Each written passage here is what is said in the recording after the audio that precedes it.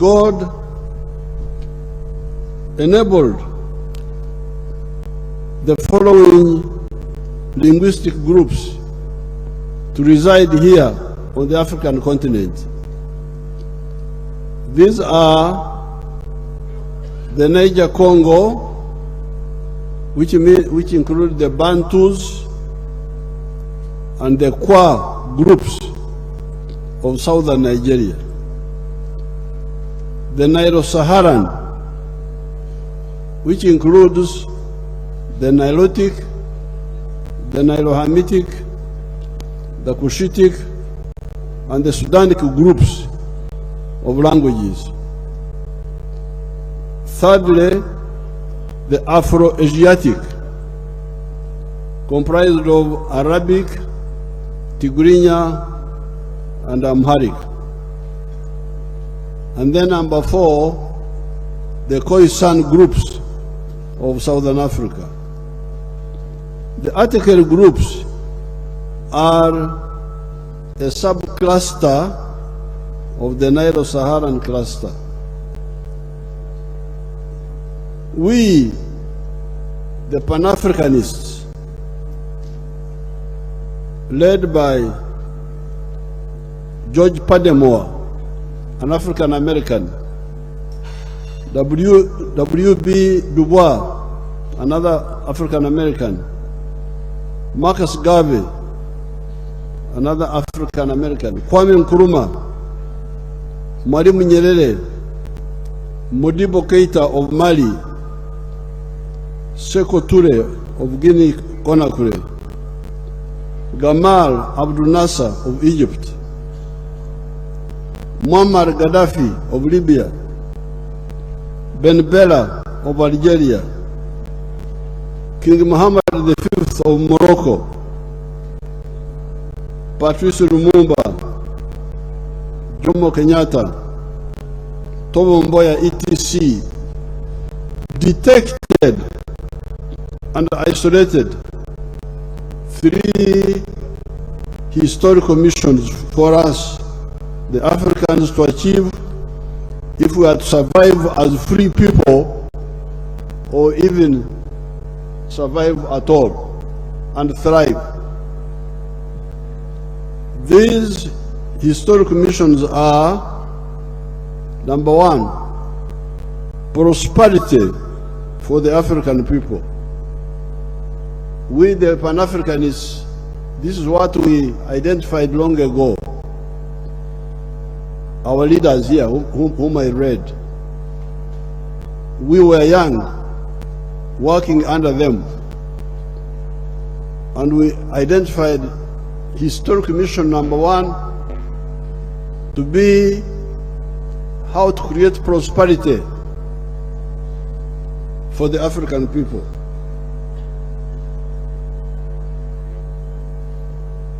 Historical mission number 2, strategic security. How can Africa be secure? And historical mission number 3, taking advantage of the undugu. Undugu is Swahili word for brotherhood, for fraternity of our people, given to us by God. So these are the 3 historic missions we, the Pan-Africanists, isolated long ago. Number 1, how can Africa achieve prosperity for its people?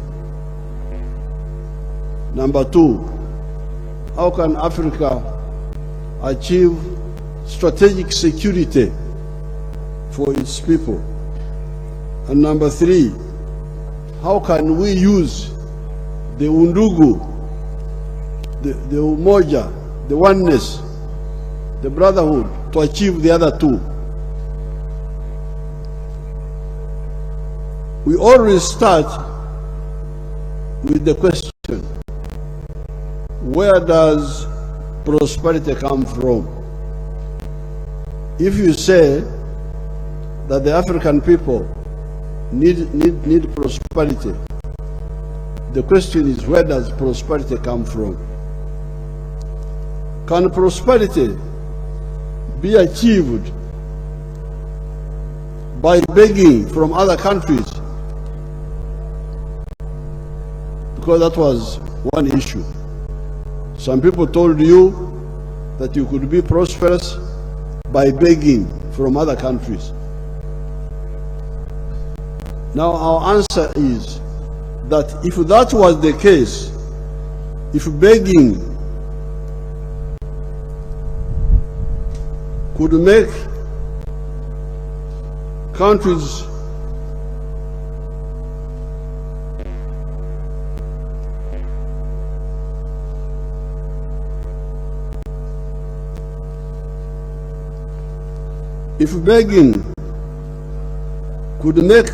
prosperous, then all the African countries would be very prosperous by now, because they have excelled in that enterprise of begging all these years.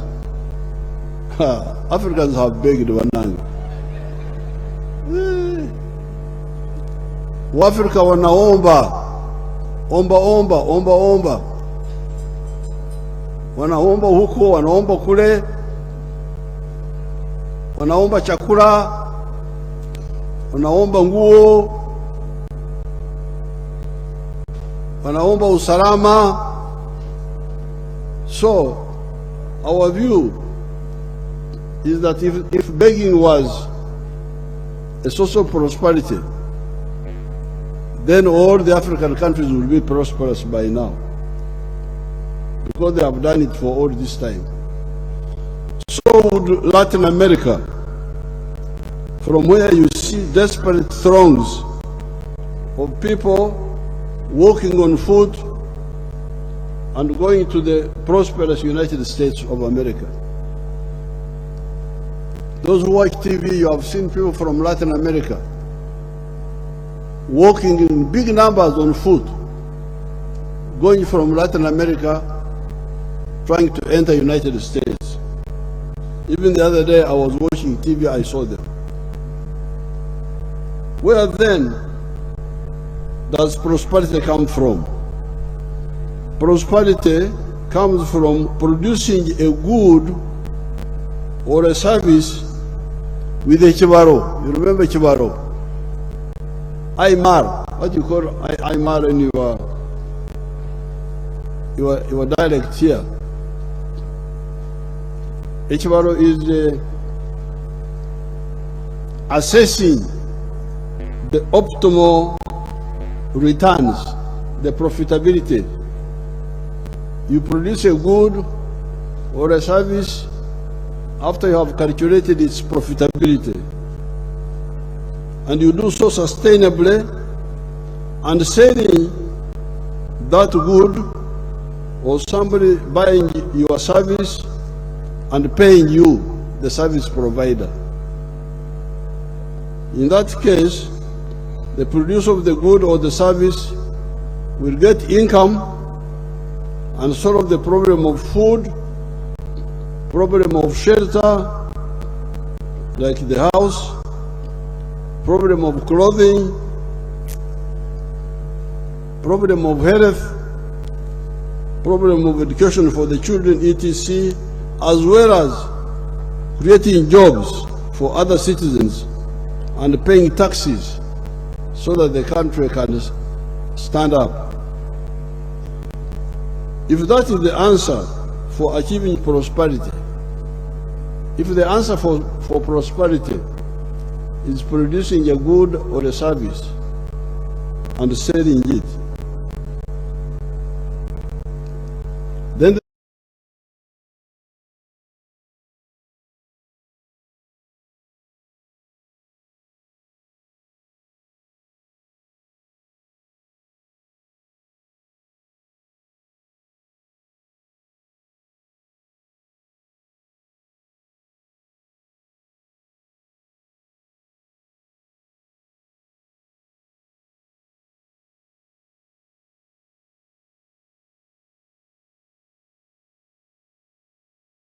kuzalisha bidhaa na huduma na kuuza bidhaa hizo na watu kutumia huduma yako, swala linarudi ni kwamba nani atanunua hizo bidhaa zako, na nani atatumia huduma yako kwa wingi. If you say that prosperity will come from producing a good or a service and selling it, then the next question is, who will buy that good or that service and buy it on a big scale?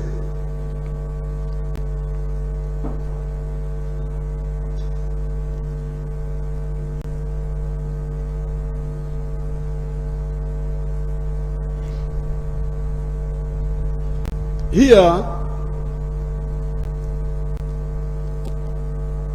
who will buy those goods and services sustainably and on a large scale so that your prosperity is sustainably supported? Here, we get the question of the market. Once tukiuliza hilo swala, tunagundua jambo la soko. Nani atanunua bidhaa zako? Nani atatumia huduma yako? Here we get to the question of the market. If you produce goods and services with Echibaro is the other assessing profitability. Echibaro is our word here, meaning assessing profitability. To solve your problem of prosperity, who will buy those products sustainably and on a big scale enough to sustain your prosperity? Is the market in your tribe enough? Because that's where you get into problems. Is the market in your tribe enough to support your prosperity? How about the market in the country where your tribe or part of your tribe, as is normally the case, were put by the colonial borders? If you say that prosperity will come from producing a good and a service and selling it, we have said the next question is, now that leads you to the question of the market. And the question is the market in your tribe enough to support your buying your products and creating prosperity for you? How about the market of the country where your tribe belongs? Because the colonial borders cut these tribes. One part is here, one part is there. So how is the market? How big is the market of the country where part or whole of your tribe was put?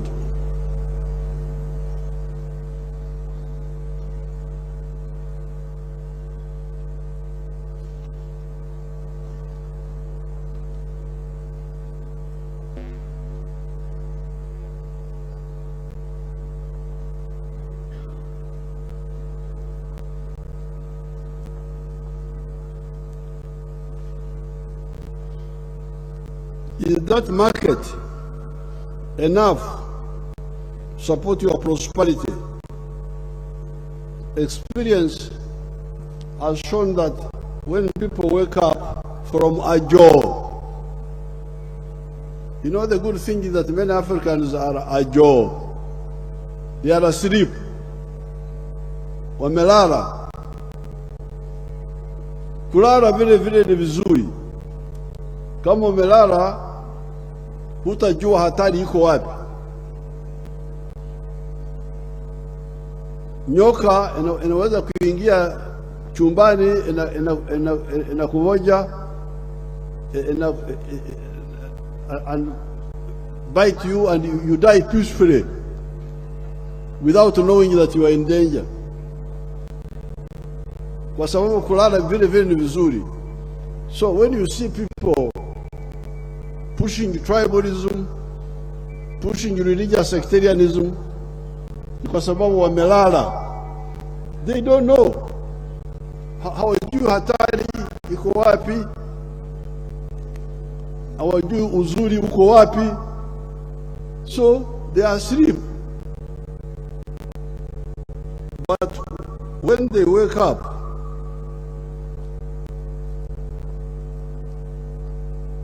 experience has shown that when the people wake up from ajo is a word for sleeping, ajo,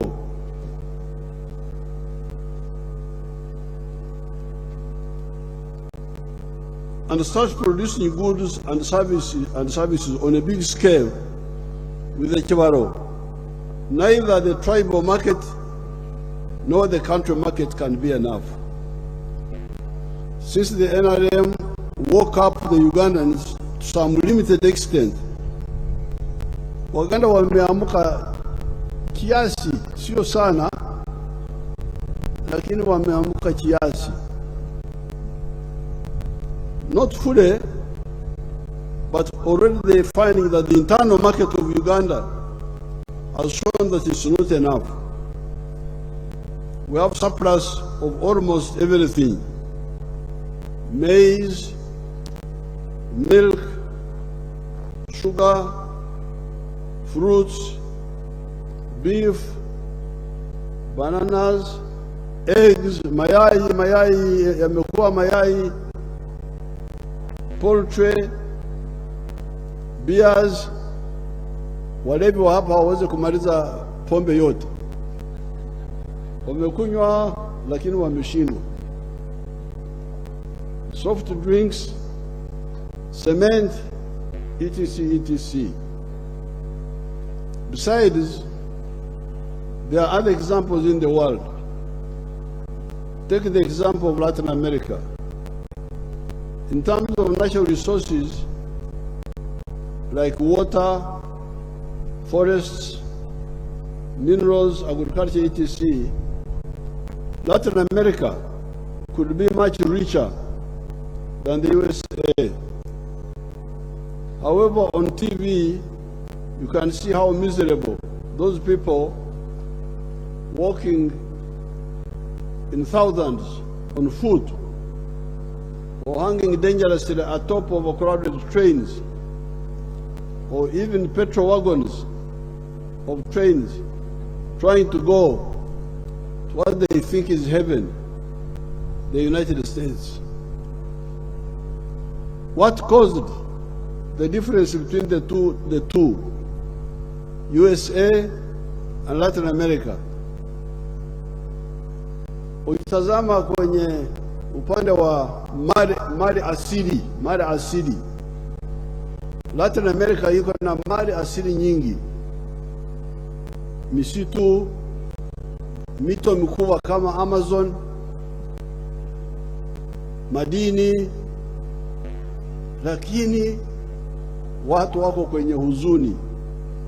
They are in misery. So what is the problem? The United States doesn't have the same plentifulness of natural resources, but it's much more prosperous. So what causes the difference? That's what the Africans should study. What is the difference between the United States of America and Latin America? What causes the difference?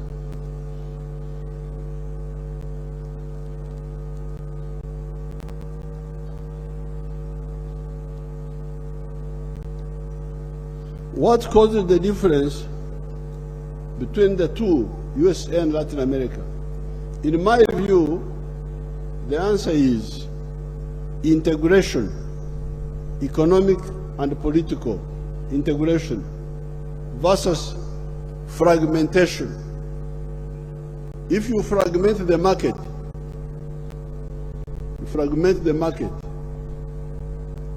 you have these small markets. Small market of Uganda, small market of Kenya, small market of that's where the problem is.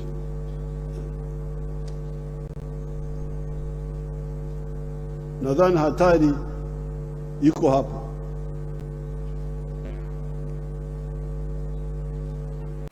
Political and economic integration among similar, linked or contiguous people, appropriately done, means strength and prosperity, while political and market fragmentation mean weakness and misery on account of poverty and insecurity. That is why our movement, the National Resistance Movement, which started as a student movement in the 1960s, distilled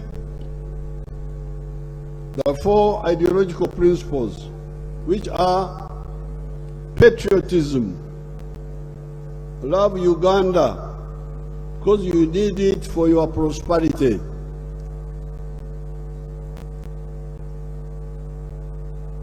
You belong to this tribe, that tribe, but Uganda is very important for your prosperity. Kenya is very important for your prosperity. Tanzania is very important for your prosperity. Ethiopia. So if you think your tribe is more important than Ethiopia, you are an enemy of your tribe.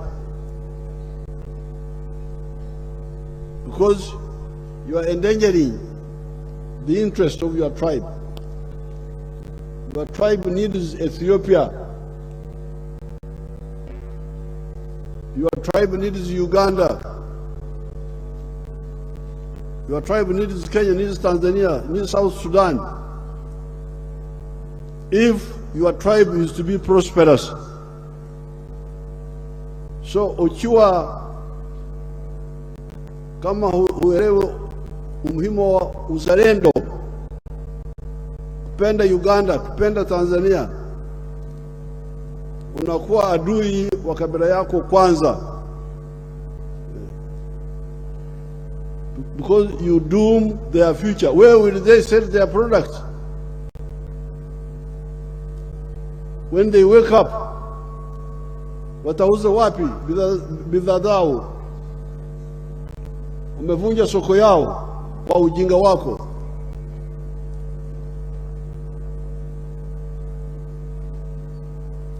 Mimi ni mchungaji, mimi ni mfugaji wa ng'ombe. Mnanijua. Nakamua maziwa, niko na nyama na ndizi. Lakini Wanyankole hawanunue maziwa yangu, kwa sababu nao wako na maziwa, niko na maziwa. Hawanunui kutoka kwangu, sinunui kutoka kwao. Lakini tunasema lugha moja, Agandi haijengei nyumba, nataka kujenga nyumba. And you are telling me Agandi, habari. I want money. And money will come from the one who buys my milk, who buys my beef, who buys my bananas. So kwa hiyo mkija Rwaikitura mnakuta niko na nyumba nzuri, nimeipata kwa sababu ya Uganda. Kwa sababu Waganda kutoka sehemu zingine za Uganda ambao hawana maziwa ndio wananunua maziwa yangu. Ndio wananunua ndizi zangu. So principle number 1, patriotism. That's the principle of the National Resistance Movement. The chairman was telling you, Chairman LC1, before I forget, patia huyu mtu motorcycle yake.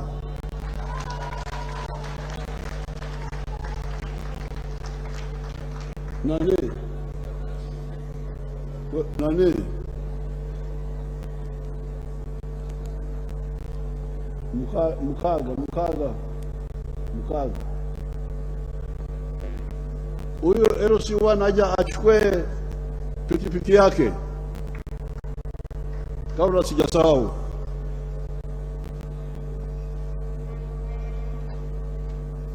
Kwa hiyo, therefore, what the chairman was talking about, the LC1, the NRM structure, LC1, LC means the local council. Local council 1, local council 2, local council 3. The first principle of the NRM is patriotism. Love Uganda. Why? Because you need Uganda for your prosperity. But number 2,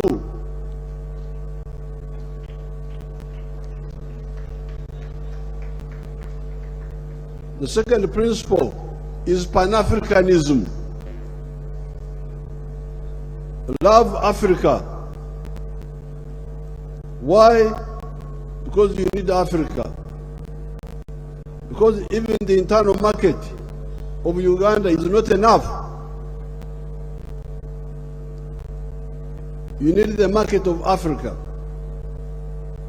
So that's why, from the very beginning, our second principle was Pan-Africanism. Third principle, socio-economic transformation. The community, yes, you are celebrating the Ateker culture, our old ways of doing things. But as the Emoromor was telling you, you need to change some things and maintain other things.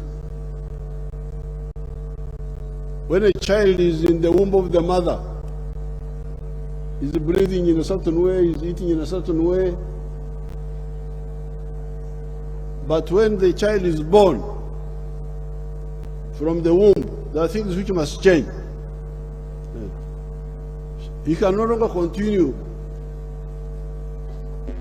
eating through the umbilical cord. You are natupa. He now starts eating from the mouth. So if you are born and you refuse to eat, say, I'm waiting for the umbilical cord, then you are in trouble.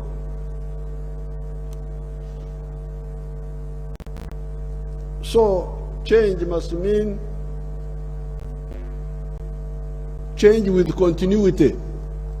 Some things go, others stay. So which one will go? Of course, the child, the brain is the same. You cannot give away your brain.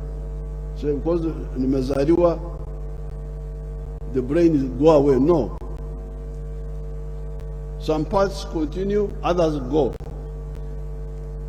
So we need to see which things change and which continue.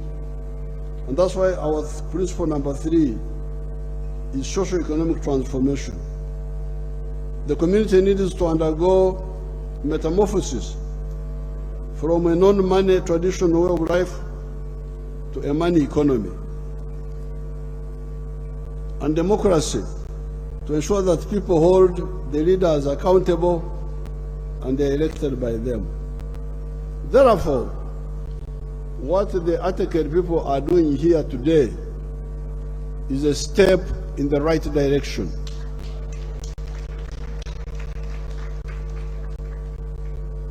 You are reminding yourselves that you are similar people. The colonial borders notwithstanding. The second historical mission we identified was strategic security, ability to defend ourselves against any and all threats from wherever. The colonization of the whole of Africa except for Ethiopia by 1900 was an existence-threatening phenomenon. Some of the colonized peoples either were exterminated or survived as small marginalized groups, their lands having been taken over by other people. Colonialism was very dangerous for the African people. You know very well that in other parts of the world, the people who are colonized no longer exist. If you go to the Caribbean now, the Caribbean islands, the original people are not there. You find new people. The indigenous people disappeared. So colonialism was very, very dangerous. Here in East Africa, in the 1950s, in the school system, we are being taught that the White Highlands in Kenya, Kenya was called White Highlands. That area around Nairobi, it was being called White Highlands. The European settlers had wanted to make Kenya a white man's country. It was because of the changes in the world that forced them to give up. Otherwise, I was taught in the primary school of the White Highlands of Kenya, kwamba Kenya ilikuwa imeanza kugeuka nchi ya wazungu, nchi ya watu weupe. We are being taught in books. So what changed was the situation in the world changed. I don't have time to go into that. So therefore, colonialism, some of the colonized peoples were exterminated or survived as small marginalized groups, their lands having been taken over by other people. Today, there are actors in the world who talk of four-dimensional superiority. Superiority on land, in land forces, in the air force, at sea, the navy, and in space. There are some people who say wanataka kuwa dume kwenye hizo sehemu zote, kwa ardhi, angani, baharini na in space. Wanataka kuwa dume peke, ndio dume ambao wako huko peke yao. Where does this leave Africa? How can it be that people who survived the nightmare and that existence-threatening phenomenon of colonialism cannot immunize themselves against such future threats? That is why some of our leaders, such as Mwalimu Nyerere, Dr. Obote, and Mzee Kenyatta, on the 3rd of June 1963, had declared the intention to form the East African Federation that year. 1963, our leaders declared the intention to unite Uganda, Kenya, and Tanzania, and Tanganyika that year, 1963, to make it a federation. I will give each delegation a picture of those people. You delegations, why? I will give you a picture. of that event. Unfortunately, some actors frustrated that effort. The East African Federation would have addressed both the issue of economic integration for prosperity and political integration for strategic security.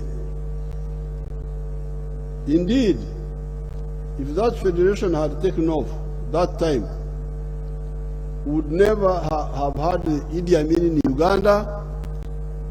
There was no way Idi Amin could take over here if we had a federation. No way. Maybe the Rwanda and Burundi problems could have been solved earlier, and without the terrible loss of life that we witnessed. The problem of South Sudan could have been solved earlier. Maybe the problems of Somalia would not have exploded the way they did. Indeed, a Somali delegate was in that meeting with our leaders in Nairobi, because this declaration was made in Nairobi, and there was a delegate from Somalia there. I am glad we revived the East African Treaty, and the treaty provides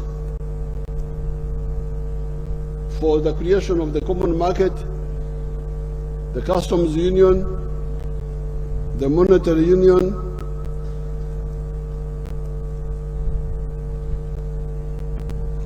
and eventually the political federation. You, the present generations, should push for this insurance for the survival of the black race. The black race to survive and thrive need a center of gravity. There are smaller countries in Europe, Denmark, Holland, Luxembourg, they are there. But they have got a center of gravity. When they're in trouble, the big boy, United States, comes to their rescue. Where is the center of gravity of Africa? Where is it? Uganda here, Kenya there. Where is the center of gravity of Africa? Where is the center of gravity? East Africa, a federation of East Africa would be the center of gravity of not only Africa, but of the whole African race. I'm also glad that the African leaders finally agreed on the CFTA, the Continental Free Trade Area. Push for the consolidation of that effort because it addresses the aspect of the African people's prosperity through the market integration mentioned above. The final historical mission we had identified is the Undugu fraternity of the African peoples, part of which you, the Ateker people, are addressing by getting together here in Soroti.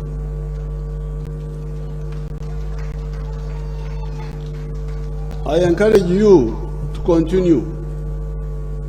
The similarities and linkages among the African peoples make it easy for Africa to integrate in order to achieve the first two historical missions, prosperity and strategic security. Apart from the linkages and the similarities among the four linguistic groups identified above, in which the 1.5 billion peoples of Africa fall, we in East Africa and the Great Lakes have the additional advantage of Swahili, a non-tribal Bantu dialect that can be used to unite all this area. It has quite a number of Arabic words in it and can be expanded to integrate words from other African dialects. However, you, the Ateker people, as the Emormor was saying, you need to catch up with your colleagues in other parts of East Africa by working with the government to create peace.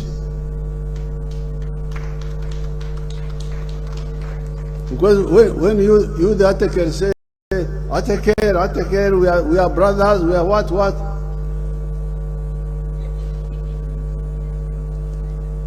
You have been determined to finish one another.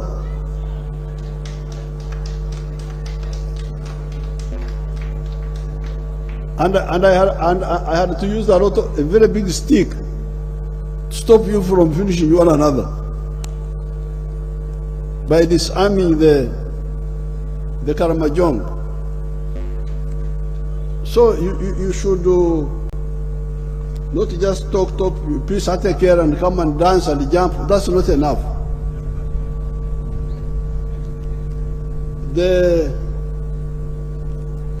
In Nakapiripirit,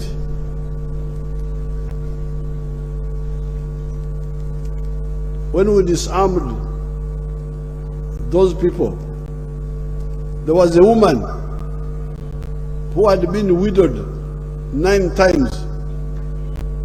She was on husband number 9.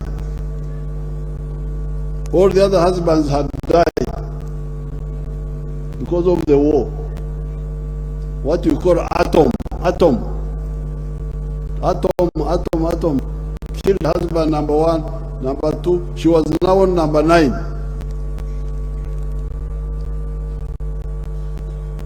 So don't just come and dance and finish end there. We are talking about integration, market, and so on. But even before that, start with the basics.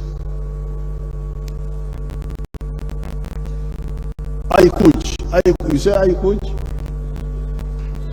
I coach, number 1. Peace. We don't want to hear. The governments must remove guns from here. We disarmed this Karamojong. We removed 41,000 guns. Can you imagine? 41,000 guns from Karamoji. They had 41,000 guns. You can't believe it. When I mean overthrow Bote, the Uganda army was 8,000 people.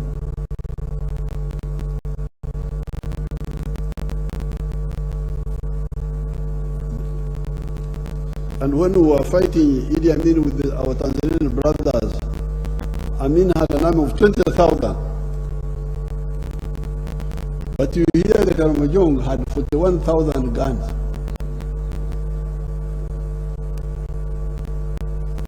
So we had to remove them by force. So in the other countries, Turkana, the Turkanas normally come here. I allow them to water in the other dam, Kobebe, but they come with guns. But I stopped them recently. Siliwafukuza nyinyi wa Turkana.